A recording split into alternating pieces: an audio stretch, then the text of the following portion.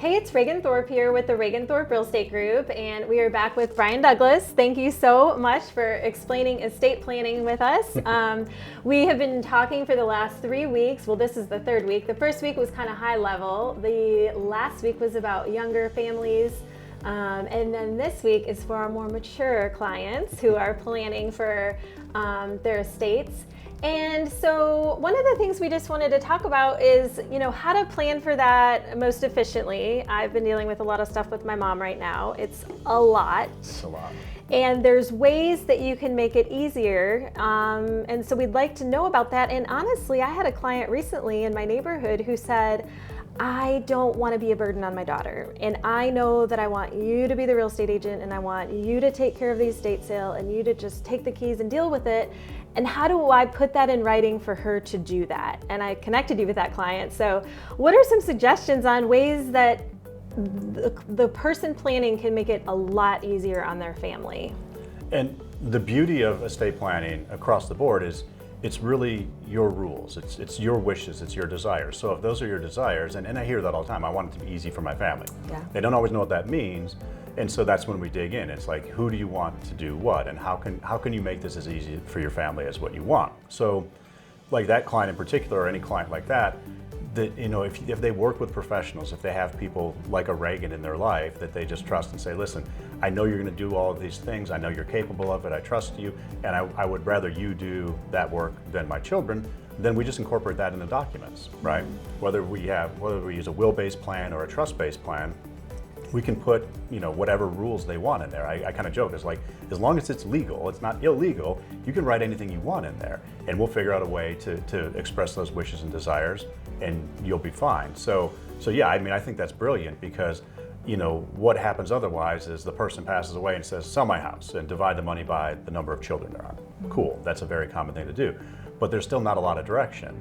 And if the children don't live around here, if they don't have connections, depending on how sophisticated the people that are going to be in charge of this are, that can be a very daunting task. I think we can agree that we're all not created equal. All attorneys aren't equal. All agents aren't equal.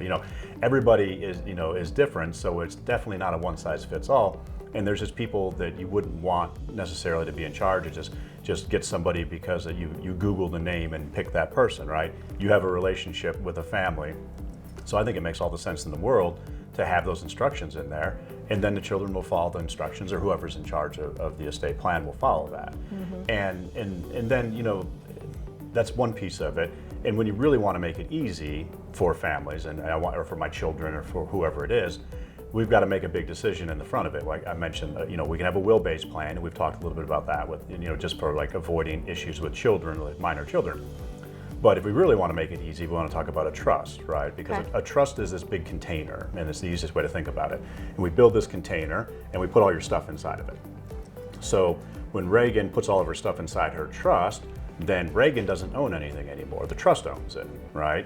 So if Raegan passes away, there's no assets in Raegan's name that we have to go to probate for. And as we've talked about, probate can last 3, 6, 12 months just to get started. It can go on for a very long time.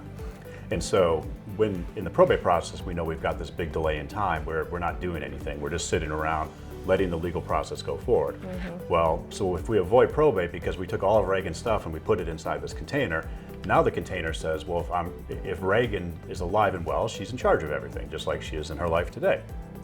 But if something happens to Raegan, someone else is in charge. And so it's already been pre-planned. And so because you're not transferring the assets, because the assets never move outside the container, it's just the rules around who can do what with those assets changes, but it's very seamless, and it's kind of that seamless stuff with the passing of the baton.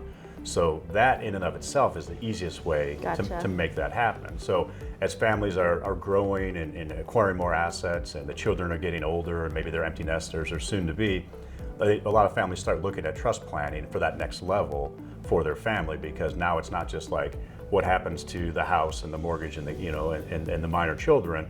It's like where does my legacy really, where do I want it to go? And dare I say it's the fun part of estate planning, right? Because you truly get to define your legacy, and you may be looking at it and saying, you know what, I've raised my kids, they're all good, I paid for them to go to college, I did all the things, paid for the weddings, whatever it might be.